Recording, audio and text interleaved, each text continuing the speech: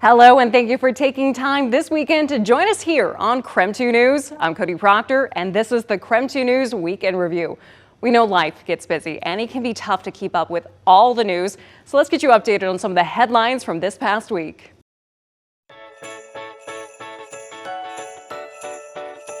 While most businesses are closed on Christmas Day, Lunarium is not only open, they're giving away tea and cookies to create community for Christmas.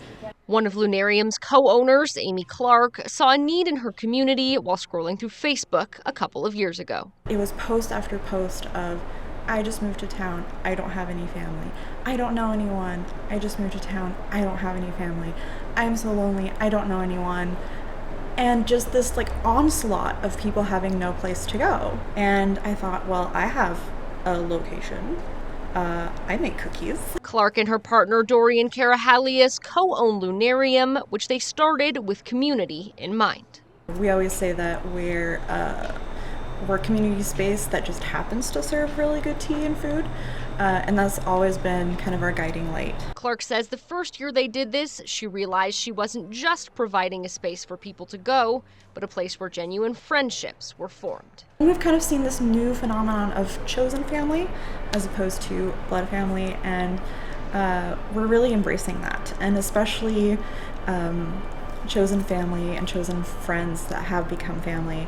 And so we've just kind of taken that to the next notch, and if you do not have family, you can come be a part of ours. It's a message that many in the community have resonated with and embraced. To know there is a place that's warm and inviting and you can meet new friends, that touches my heart so deeply and is exactly the reason I exist. And so I just think it's an amazing thing to come and support. This year, they've baked almost 450 cookies, and their goal, just like previous years, is to give all of them away. In Spokane, Caitlin Galloway, KREM 2 News. We're here for anyone in need, and this is our part to give back as well. There we go. That's the mindset for Karar Hashem, even as his business Loon to Go along Auburn Way fights to stay afloat. All the equipment we have, all the fridges, freezers, even our espresso machines, they're all gone. They all don't work. Everything has been underwater. His cafe, like many businesses and homes throughout Western Washington, took a major hit from this month's flooding. He estimates losses could top $100,000. Everything was underwater. After posting the damage online, support poured in, enough to change his outlook. Put emotion aside, let's put our sadness, our crying aside, and let's go out to the community and do something where we could help. Last Friday, he and his team spent $500 on underwear, socks, and gloves, items local shelters said they needed the most. We're going to Coppergate Apartments. They donated all of it to Coppergate Apartments just down the road from the drive-thru. Actions speak louder than words. At the end of the day, it's all about what you do and not what you say. Kyle Wilson lives at the complex. It was one of the communities forced to evacuate. A pair of gloves, a pair of socks. People might not be able to afford it, so it's corporations, businesses, small businesses that they go out of their way and help people, and that means a lot to me. And it means a lot to Hashem too, determined to get Loon back open for the community he loves. Stay strong. We're gonna get through this together. And again, it could take months for this Auburn location to reopen, but the owner tells me that luckily their 4 other locations throughout Western Washington are still operating. In Auburn, Brady Wakayama, K5 News. As we go to break, here's a check of your weekend forecast.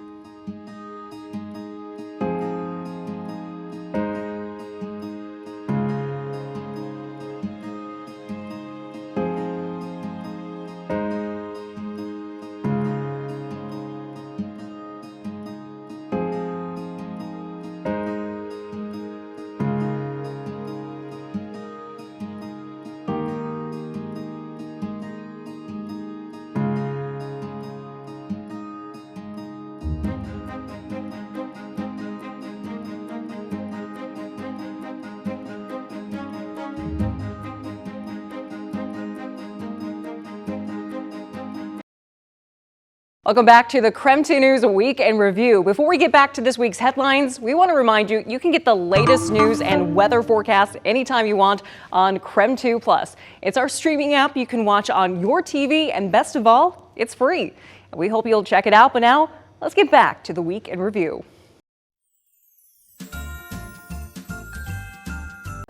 Staff at the Spokane airport tell me they're expecting to serve more than 300,000 passengers this holiday season.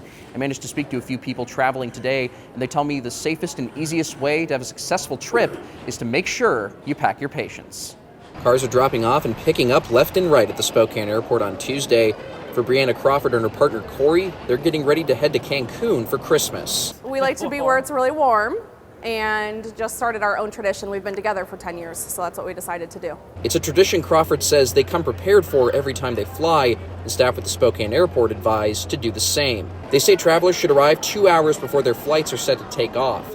They advise you not wrap any holiday gifts in carry-ons or checked bags, as they could be searched by TSA. And if possible, they encourage folks to avoid the daily peak travel time at 11 a.m. to 1 p.m. Nationwide, AAA is expecting roughly 8 million travelers to take domestic flights, and roughly 122 million Americans are predicted to travel at least 50 miles from home. These numbers are a 2% increase from 2024. In Crawford's case, she says she gave up not checking a bag years ago and hasn't looked back. We only have a backpack because we have to stay a night in Arizona tonight. But we check our bag, and just it makes it so much easier. As folks get ready to embark on a trip for the holidays, Crawford says the best way to have a good trip is to start it with a positive attitude. If you're anxious at all, just give yourself extra time and just be friendly. That's the only thing you could do to get through the holidays. Connor McAvoy, KREM 2 News. If you're flying out this Christmas, the scene at SEA Airport is more merry than scary. We've been on a few flights. This one's not so bad, just from Phoenix. From spinning kids to Santa in the terminal. Not bad. Holiday travel is well underway, and so far, it's smoother than you might expect. I know. So far, so good. Nearly 160,000 travelers are expected to pass through SEA Tuesday as Christmas travel ramps up. Millions are expected this holiday season, with some of the busiest days this week. Airport officials say the biggest roadblock looming these final weeks of the year is security. Nearly every traveler is getting through in 30 minutes or less. It does make for happier travelers, and it gives them more options as well, too. You'll notice newly opened terminal spaces, Alaska's fully reopened ticketing area, and the redesigned Checkpoint 6. It's a breath of fresh air with taller ceilings, more light, and added lanes. It's great to finally get past that and stop saying pardon our death. While people inside are flying through, the longer lines are outside. To dodge the congestion of cars while your loved ones pick up their bags, use the airport's garage with 90 free minutes of parking. I got a spot right away, so why not? Cindy from Whidbey Island feels like she lucked out. Actually, it hasn't been bad. And I got a parking place close by, so who's to know, but thank goodness, right? With holiday decor and carolers inside the terminal, it's all the more reason to arrive early. With strong winds in the forecast for Western Washington Wednesday, airport officials tell me they expect winds to remain light and have no effect on flights. At SEA Airport, Alex McClune, King 5 News. That's right. They say the fake rideshare driver started driving them in the wrong direction and then began bargaining them to Venmo him money. It's why this week, officials here at SeaTac are keeping a close eye on their newly expanded Uber and Lyft area. In all her years of traveling, as I was coming across the Sky Ridge, I was thinking, through SeaTac, I can't believe that I used to ask my 85-year-old daddy to drive, from Beacon Hill, Seattle, to come pick us up. Nancy Damrose has witnessed the evolution of the pickup curve. It's just much better to just Uber. That's why she's come to rely on rideshare. Yeah, I guess so. Jenny Lee relates. I mean, I travel alone a lot. This time, Lee noticed something new. Maybe I should be more precautious before something like that happens to me. Signs that aim to prevent kidnappings by fake rideshare drivers. The new signs encourage you to ask the driver, "What's my name?" before getting into the car. That slogan, inspired by a foundation called What's My Name, established after the tragic murder of a college student in South Carolina in 2019. Samantha Josephson was kidnapped and killed outside a Columbia bar by a man posing as a rideshare driver. Samantha's dad told me over the phone He's glad SeaTac is now warning passengers, like Lee and Damrose, about illegal operators. Has that crossed your mind before? I guess that would be really smart. It's like, oh, who are you picking up for? A person posing as a rideshare driver likely won't be able to tell you your name, and that's when you'd know not to get in the car. Yeah, I guess so. The rideshare area is now double in size. The expansion debuted on December 10th. Reporting at SeaTac Airport, I'm Maddie White, King 5 News. Thank you for watching the KREM 2 News Week in Review. I'm Cody Proctor.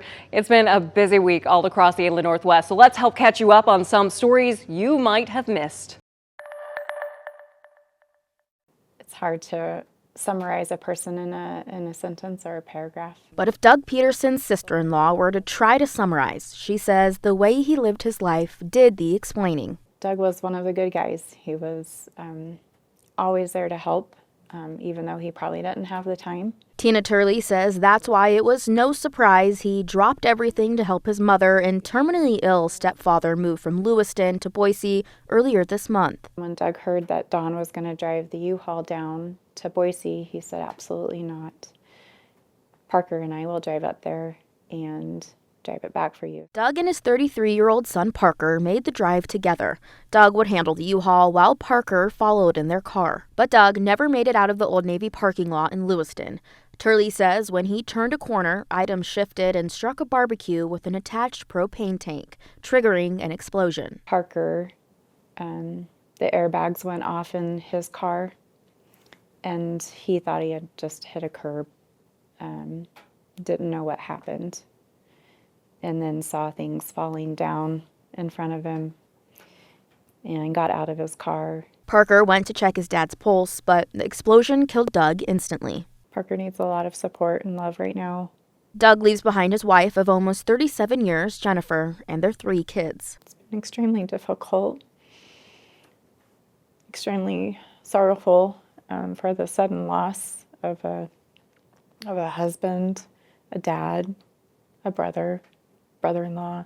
Turley says Doug's family was his world, especially his daughter Paige, who has autism and is nonverbal. During the times when Paige would get agitated or something was bothering her, Doug was able to quickly calm her down. So they had that special bond. Doug was also a well-known real estate photographer here in the Treasure Valley. He would often work on his photos beyond his clients' expectations. Jennifer would stay home with Paige, who Turley says needs 24/7 care. But because Doug was the sole provider of the family, Jennifer now faces an uncertain future. It's difficult for Jennifer, just wondering what the next steps are. How do I provide for myself and my daughter at home? Turley says in the uncertainty, the family is leaning on one another, knowing this holiday season won't feel the same without Doug. He was a servant leader in his work and to his family. He was an example that people tried to live up to and be like. You're looking at the largest drug bust in King County history. The culmination of about 3 months of work for our special emphasis team. The King County Sheriff's Office calls this the final chapter in an investigation called Operation Eastbound and Down. It targeted a Sinaloa cartel-linked network that allegedly moved drugs across King, Snohomish, and Skagit counties. There's methamphetamine as well as heroin, about $89,000 in cash. The special emphasis team identified a regional supplier based in Linwood with help from K9 Quinn. He's a wonderful asset for this team. They built a case to serve a search warrant on December 17th. That's when deputies seized 214 pounds of meth, 5 pounds of heroin, and over $89,000 in cash. And all of this wasn't found in secret compartments. They were found in onion boxes and in baggies that you find at the grocery store for produce, plus Ziploc baggies. The suspect, Abraham Ortiz Ayala, is now in custody at the Snohomish County Jail. He's charged with 4 counts of possession of a controlled substance with intent to manufacture or deliver. He's being held on $1 million bail. Prosecutors say he is in the highest tier of drug distributors in the state. The sheriff says this seizure alone has an estimated street value of $2 million. This is saving lives. So people aren't able to use these drugs because they are off the street. Over the course of the entire operation, authorities seized nearly 300 pounds of meth, 22 pounds of fentanyl powder, 2 pounds of cocaine, and 12 pounds of heroin. They made 6 arrests, seized a vehicle, and confiscated more than $229,000 in drug proceeds. Sheriff Tyndall says this case is about more than numbers. We have a large number of overdoses still in King County. To date, a little less than 900, 14 last week. That's too many. All of that evidence is now in the hands of prosecutors, and there still could be more charges and more arrests to come as this continues to develop. Reporting in Seattle, Bridget Chavez, King 5 News. This is really hard. This federal way home is filled with grief as a family grapples with the loss of a beloved son, brother, and uncle. If you're feeling down, that's who you call. When anybody had a problem, they would call him. 37-year-old Evan Totifara was known as the glue who held everything together. He was caring and loving and a father figure to his nieces and nephews. We expected to see him the next morning. Not see his body, not say goodbye, not sit in an empty room. Evan died Saturday night after falling from the upper level inside Emerald Queen Casino. Tacoma Fire responded to the casino after getting reports that someone fell through glass inside the building near the escalators. He was there with friends who called his sister. I thought it was a joke, but then when I heard him crying, I said, okay, so it's not a joke. But I'm thinking that he just felt like I just thought he just tripped or something. He died from his injuries. But I didn't have no time to see him there. When I got there, he was gone already. At this point, it's a matter of our family just really meeting with people who were there so that we can put the pieces together. The family is now searching for answers. God will bring out everything that we need to know, and He's going to give us the wisdom on how to go about the situation. And seeking accountability. We're putting together some meetings with people just to kind of make sure that we are getting the message out to the casino to fix that structure and to do what's right for the family. It's not who's wrong or right, but it's to do what is right. Before we wrap up this edition of the KREM 2 News Week in Review, we have one more story you might have missed this past week.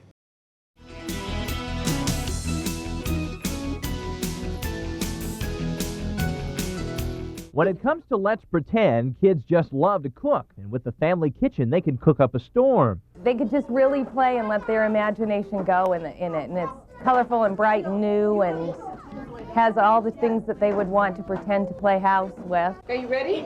Here's a toy that brings squeals of delight to little ones. It's Elephant, the baby elephant packed with fun. Just load him up with the colorful plastic and fabric butterflies, turn on the switch, and watch him fly. Price, about $23. Adventuresome youngsters can hit the road with the Snuggle Bug. This sturdy little car is kid-powered, of course. It has a door that opens and a horn that honks. And the #1 toy in the preschool category, a rocking horse with a high-tech twist. Yep, Midnight Mustang sounds like a real horse. This rocker is well built, suspended from big elastic bands instead of springs. And it moved not too fast, not too slow. They felt safe on it. It didn't tip. Midnight Mustang is made by today's kids. It will cost you about $90. Thank you for joining us for the KREM 2 News Week in Review. Be sure to keep it here for more news and weather updates throughout the weekend. I'm Cody Proctor. Thanks for watching.